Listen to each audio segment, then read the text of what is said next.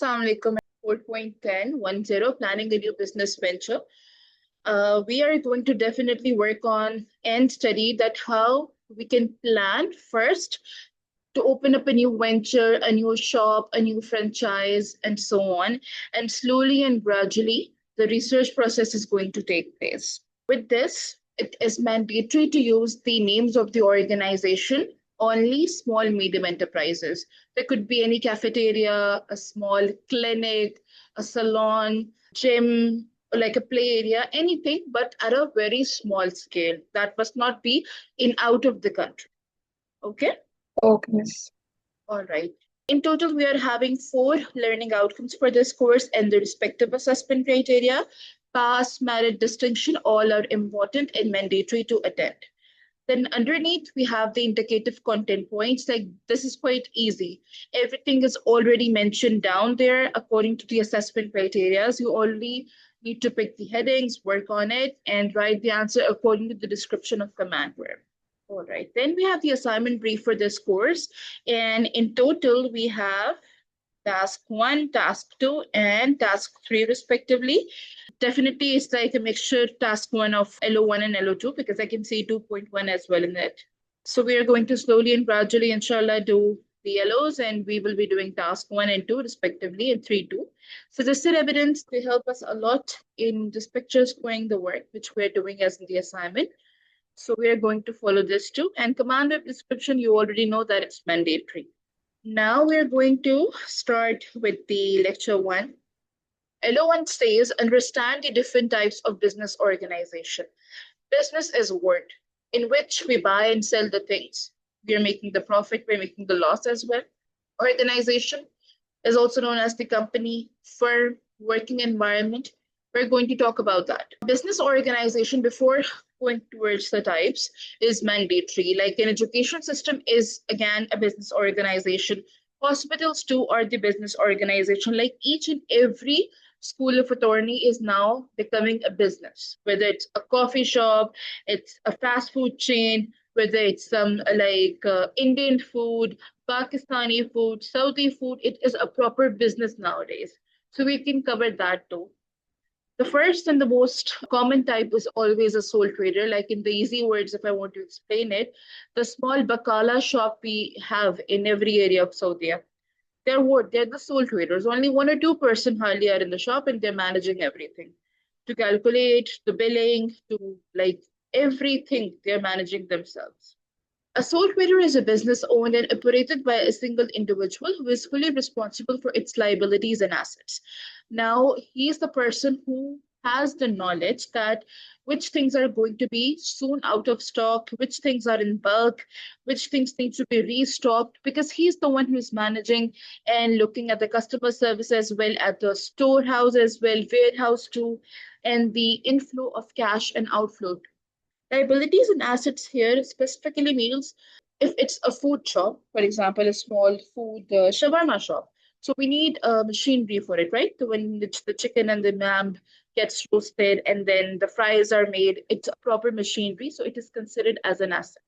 So that is true under this category. And liabilities, the things which we have used or we're using and we have to pay to the person from whom we have taken it. The benefits, the plus point for using it is under the sole trader, ownership and control. That is, the sole trader has complete control over the all business decisions and profits, and that is true. They're managing everything. They know what to do and when to do and what to do the decisions. If they're having a loss too, they're going to be responsible for it. Simplicity, it's easy to set up and manage with the few regulatory requirements. Like you don't need to go into the different ministries, government offices, and then register your business, and then you can pursue with the work. No. Like even a small chair and a small table, which we use to enjoy our coffee or tea, we can start a business there. I recently heard a case as well in Pakistan. A lady, she is good in making rice. So just in one pot, she's selling it. She too is a sole trader. Flexibility. Okay. The owner can make a quick decisions without needing approval from the other side. You have to ask from one person, then to the second, third, fourth, and like a small things, it gets jumbled up, and by the end, it reaches to the final person. I feel like it's something a whole new story because it regulates. Potential limitations, that is the challenges, growth constraint. Limited access to the capital often restricts growth and expansion. Obviously, you're a sole trader. You do have a big vision in the mind. And if you work hard, we can be a big multinational too one day. But again, we have limited resources, budget, finances. So we have to see everything way too carefully. Then the image, the brand reputation, the goodwill. Smaller size can sometimes result in less brand recognition compared to larger companies. But what I feel like nowadays, the era is of TikTok and social media. Honestly, the Instagram reels and everything. You just hit up there, you start posting videos of yourself that I'm doing this and this, and slowly and gradually the things get viral. Like to buy a viral Very chocolate, true. it wasn't a new thing, but slowly and Yes. gradually, such a big hype now. So think like every viral thing is not for you or not for us. We have to do the homework, the research.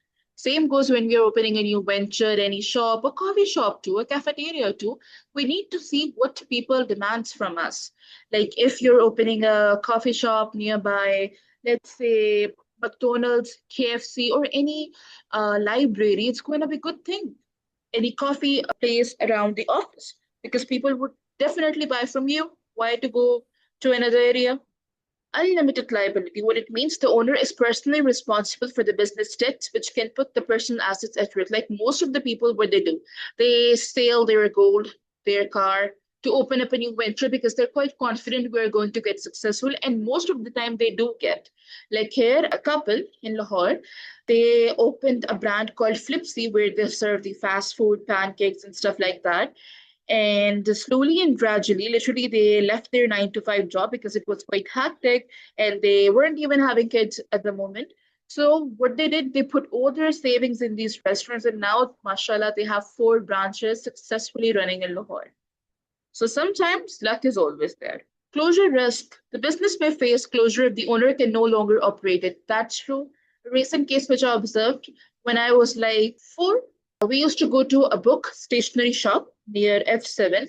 Now, due to the demand, the reduction in the demand, we have so many things online. That shop is permanently closed. It was such a heart-wrenching thing that where I have spent my childhood. I used to buy my chart papers, my markers, my crayons, everything. Now it's no more. It happened. Partnership, what it is. Partnership can be of 2 people, it can be of 20 and more than 20. It depends on country to country. But when you have employee around 200, then you are considered as a partnership. It must be, I feel like, Bahrain, I think. A partnership is a business owned by 2 or more individuals who share the profits, responsibilities, and liabilities with that law system.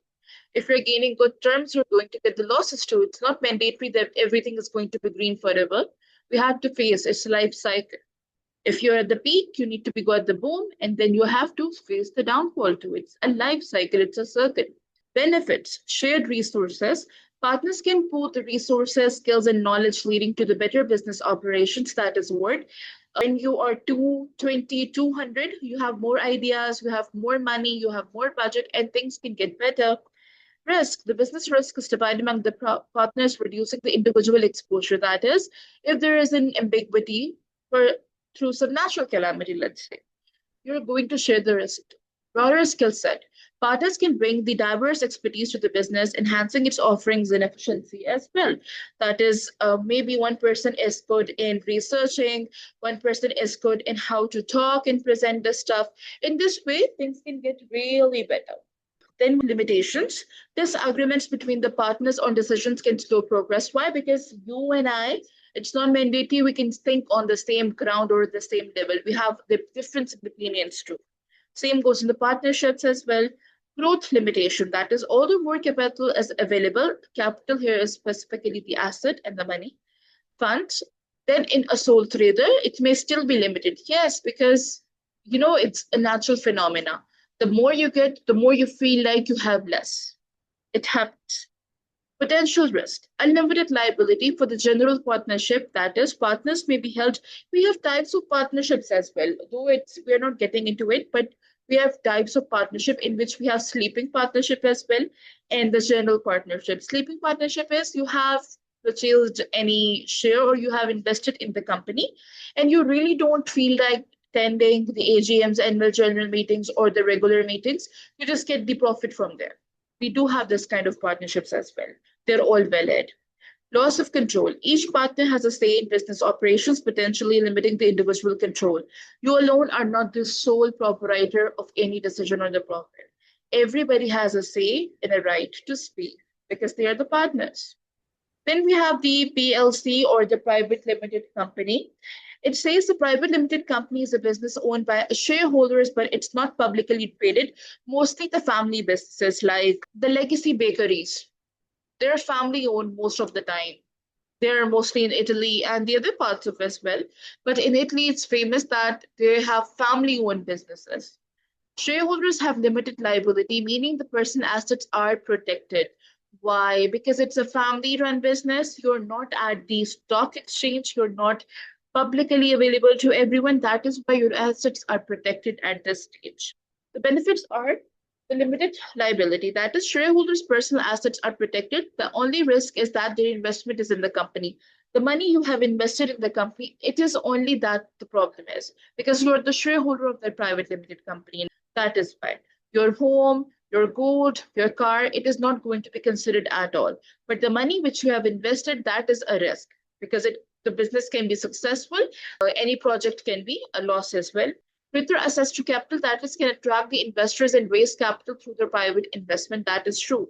You want to add up more people, but not the public, the family members. You can do that. In this way, you're going to get the money, the investment. Continuity, the company's existence is not affected by the changes in ownership, like kingdom system in the Saudi Arabia. Slowly and gradually, everyone gets the chance to become a king, step by step. Same goes in the organizations too, in the private limited companies. First, the father was the head. Now the son are going to be the head or the daughter. And there we can divide as well. One can be a CEO, the other can be the normal head system. Potential limitation requires formal registrations and compliance with regulations because obviously it's a company, though it's a private company, you're not trading at the stock exchange, people aren't buying shares from you. But again, you need to be following all the rules and regulations which are for the company by the government. Limited ownership transfer shares cannot be publicly traded, limited investor access, and only family is going to be involved in it. Risk. The first one is obviously the financial one. If unable to meet the debt obligations, the company may face insolvency. It can shut down. It happens a lot. If you're not able to repay the debt or somehow pay the payments. Management pressure. Directors are accountable to the shareholders and must act in the company's best interest. Directors are accountable to shareholders. That is the main head, the main owners. They need to answer every person, whether he is your brother, sister, any aunt or uncle. You have to answer each and every query asked by them. Then we have the PLC, that is the public limited company. These are traded at the stock exchange. People love to buy shares when they are at the low prices because soon they are going to hit with the high prices and you're going to get more dividends. Even in the dividends, we have the category ordinary and the premium dividends. Ordinary are for the regular people and the premium are for the one who are like buying more shares and they have more say and rights too. A public limited company is a business that can sell the shares to the public on the stock exchange. Shareholders have limited liability. They're bound to share at the stock exchange. Petrol pump, for example, PSO, Shell, ATHE, Aramco, they all have their own accounts at the stock exchange. People love to buy their shares. The best part, that is the benefits, greater capital access can raise the funds by selling shares on the stock market, allowing for the significant expansion. And that's the main reason. The public organizations which they are listed at the stock exchange, they have many branches international wise as well. They're not restricted to any country. They are into the countries. Increased brand recognition. Public listing can enhance company reputation and visibility. Like even when we're going at the petrol station, filling up the petrols in the cars and the motorbikes, we always go for the best one. Even in the toilets, we have the types, hyaluronic one, the normal one, and the diesel and the petrol one. Limited liability.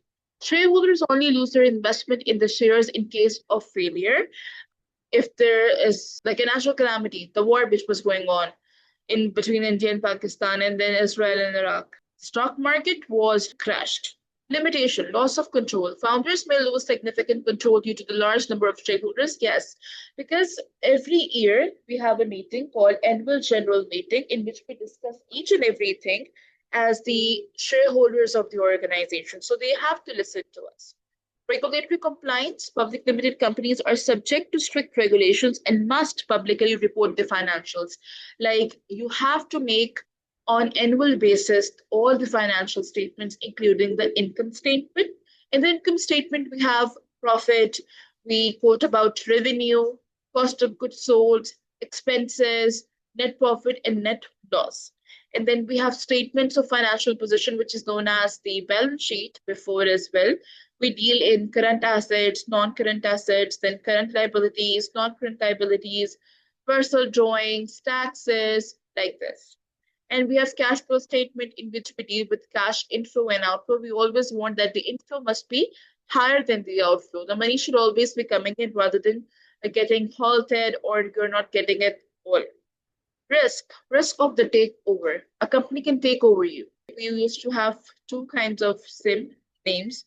One was Bharat, the other was the Jazz. Because Bharat was facing a loss, Jazz took over and merged the business. Basically, that is known as acquisition. Stock market pressure, the company is under the constant scrutiny from the investors and analysts, creating pressure for the short-term result. We always warn that for the shorter period of time, though, it's not true. We should show the public that we are in the profit phase rather than showing them the true picture, we are facing loss or something like that. Because what we want as a public limited company holder, that more and more people should come to your organization, they should buy your shares and invest in the company. Key considerations in choosing a business type, like now the types which we study today, it is not mandatory, it is for every business structure. We need to do the research and then we opt for it. Like for the ownership and control, if this is the main issue, then we should opt for award. Sole traders have the most control, while the public limited company founders often lose some control. Because obviously, sole trader is the one who's managing everything. And the public limited company, you're trading at public stock exchange.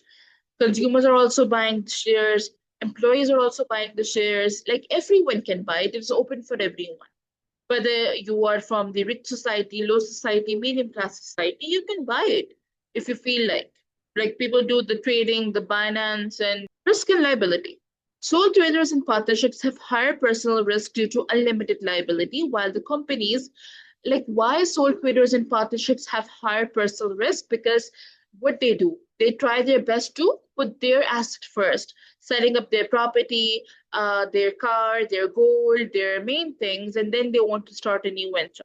Whereas the company, limited company, and the public limited company, both the private and public, protect the personal assets through the limited liability because no one is actually selling something to buy the shares.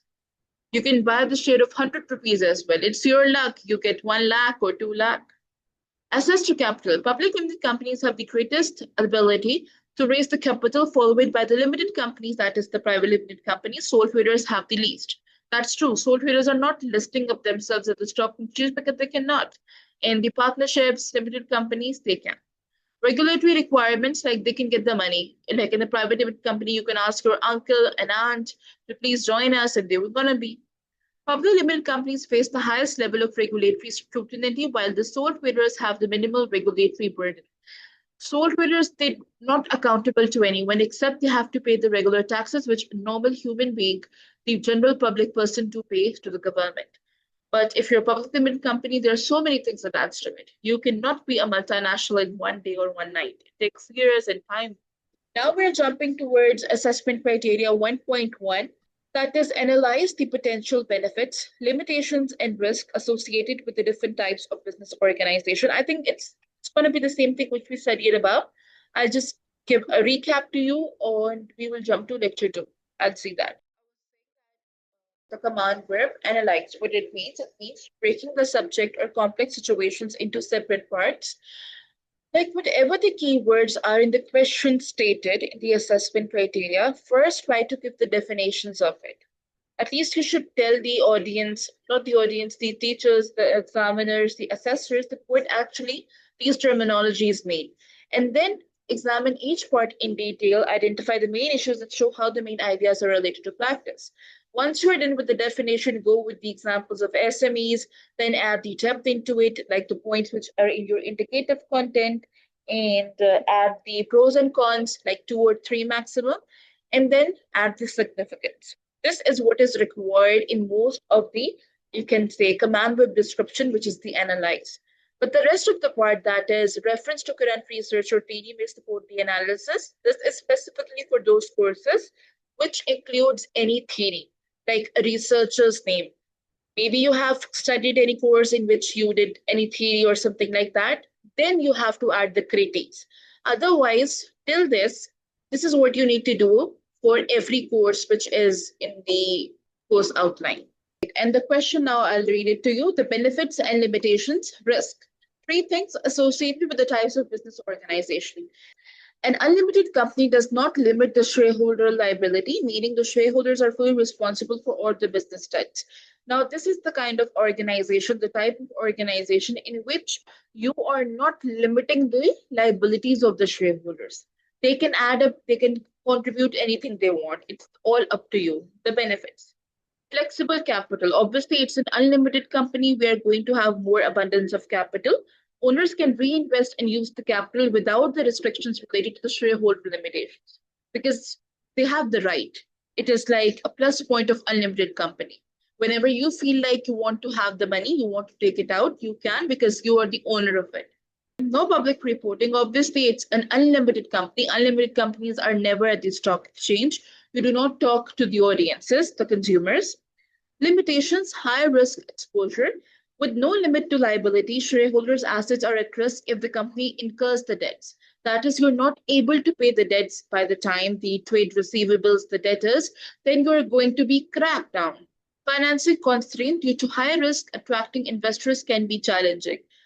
It is difficult due to some natural phenomena, sometimes natural calamities. There's so many problems associated. Then we have the risk. Personal financing exposure, the financial one. In case of insolvency, that is the business goes down, it's not going to be working anymore. Shareholders may face substantial personal losses. Obviously, you're not able to pay your own self and the company dues, then obviously you're going to be shut down everything. Then we have the example. Some law firms and the private consultancies in the UK operate as unlimited companies. These are often closely held firms where the owners accept liability risk in exchange for the financial flexibility and privacy. Because you're not trading at the public as well, and you get the money whenever you want. That is what unlimited company is. Then the limited companies are mostly the private limited companies. Just an example, a snack company in the UK started as a limited company before being acquired by the Unilever. This structure allowed the grace to accrue while giving the founder some financial security through the limited liability. And just a summary, choosing the most appropriate business structure depends on the owner's goals, available capital, risk tolerance, and desire for the control. That is true. When you have to open a venture, a capital, a franchise, a company, small shop, you need to see what your goals are, what your ambitions are. You really want to pursue in this career or not? Then you can invest and do the research as well, hire people accordingly, the skilled workers, and then the risk of capital, do you have it or not? Or you are going to be go for the liability stuff, or you will be selling out your any asset. Risk tolerance. When you have entered the market, penetrated into it, you have to see that you're going to face the issues as well. It's not like everything is going to be flowers and blooming everywhere. You are going to face the problems. Okay, desire for the control. Like, obviously, if you have a dominant personality, you cannot opt for the partnerships and public limited company. Then you're going to go for the sole traders because it's not easy to control everyone. Each type has unique advantages and challenges, with the public limited companies offering the capital flexibility at the cost of operational control and sole traders providing autonomy with high personal risk. We all want to be international, we want to grow, but again, it has so many risks associated with it that in the end, it gets really difficult most of the time. So that was it. Okay, thank you.